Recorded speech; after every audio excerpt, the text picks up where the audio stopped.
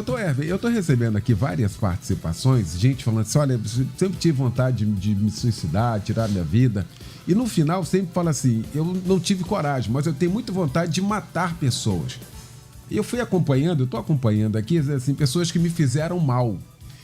Que gatilho é esse? Isso é uma questão tão somente mental ou é algo que alguém promoveu nessa pessoa? Perfeito. É algum trauma que essa pessoa vivenciou? Como é que é isso, doutor? Perfeito. Vamos lá. O pastor Edilson tocou num ponto aqui que eu acho fundamental. Primeiro, vamos definir por que só na psiquiatria, pastor, a gente chama de transtorno. Em todas as outras áreas da medicina a gente chama de doença. Tem um motivo para isso.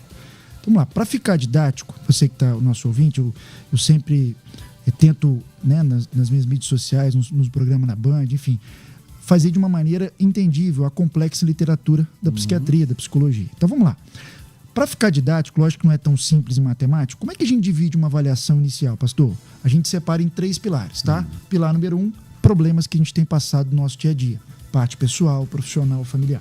Pilarzinho número 2, características da nossa personalidade. Quando a gente fala como? Sempre fui assim. Sou assim desde sempre. Todos nós temos características boas e que podem ser melhoradas. E o terceiro pilar são os sintomas. O que são os sintomas? Nunca tive essa sensação. Ela começou a aparecer recentemente. É desagradável, mas eu não controlo. Exemplo, insônia. Nunca dormi mal. Passei a dormir mal. Não é um problema. Eu peço para o sono vir e ele não vem. Não é uma característica da minha personalidade, porque eu não nasci e tive isso desde a infância. Então entra como um sintoma. Problemas que a gente passa no nosso dia a dia, características da nossa personalidade, que são fatores de risco para a gente ter sintomas. O único remédio que existe, terapia com psicólogo. Por isso que eu não abro mão na minha mídia de valorizar muito o trabalho dos psicólogos, porque ele tem uma importância fundamental no tratamento. Remédio só consegue ajudar em sintomas. Lógico que é uma mera divisão didática, como eu falei, né? A vida não é matematicamente separada, né? Tudo isso aqui acontece ao mesmo tempo, e nem é função do médico focar só em sintomas e nem do psicólogo só em problema característico. O tratamento é em conjunto. Mas isso é para ficar didático, até para alinhar a expectativa onde cada um pode ajudar. O segundo conceito é, na nossa área, na psiquiatria, na psicologia, a gente chama de transtorno. Por quê? Muita gente acha o nome feio, sabe, pastor? Nossa, transtorno podia ser copo, pensa, esquece o nome. Vamos lá. Para a gente chamar uma patologia na medicina de doença, regra número 1, necessariamente a gente tem que conhecer o fator causador daquela doença. Exemplo, vamos pegar a época do Covid. O vírus da Covid lesa o pulmão e dá o sintoma tosse. Na divisãozinha que a gente fez, pastor, tosse não é um problema, porque eu peço para ela parar, ela não para. Não é uma característica da minha personalidade, porque eu não nasci com essa tosse. Tosse, assim como a insônia, é um sintoma. Apareceu, é desagradável, eu não controlo. Só que em todas as outras áreas da medicina, a gente consegue saber exatamente o motivo por que aquele sintoma apareceu. No fictício exemplo da Covid, peço um raio-x do pulmão, aparece uma lesão do pulmão que justifica o sintoma tosse. Trato a lesão, some a lesão do pulmão, some o sintoma tosse. Acabou, é uma relação de causa direta. A nossa área é única, né, doutora, que a gente não consegue fazer essa correlação imediata. Por exemplo, vamos supor que eu, Hervé, nesse momento, esteja o meu melhor momento da minha vida. Com a minha esposa, com o meu filho, está tudo certo, pastor.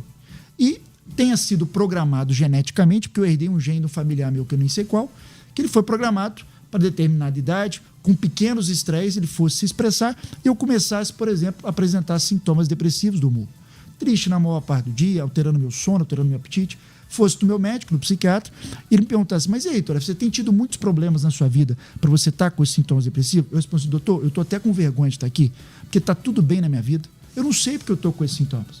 Provável origem, pessoal, genética. Que culpa eu tenho nisso, pastor? Zero.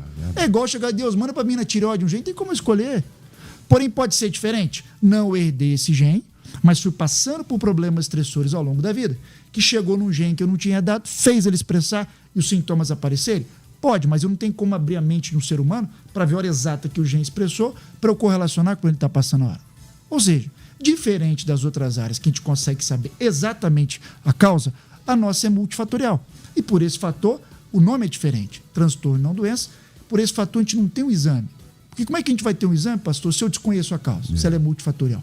Mas é uma especialidade médica. É uma ciência. Que se não for preenchido um critério médico, onde o índice de confiabilidade beira 90%, ou seja, 9 em cada 10 aqui no Japão e nos Estados Unidos vão apresentar com os mesmos sintomas, se não for preenchido, não tem indicação de um remédio. Igual passar um antibiótico sem ter infecção.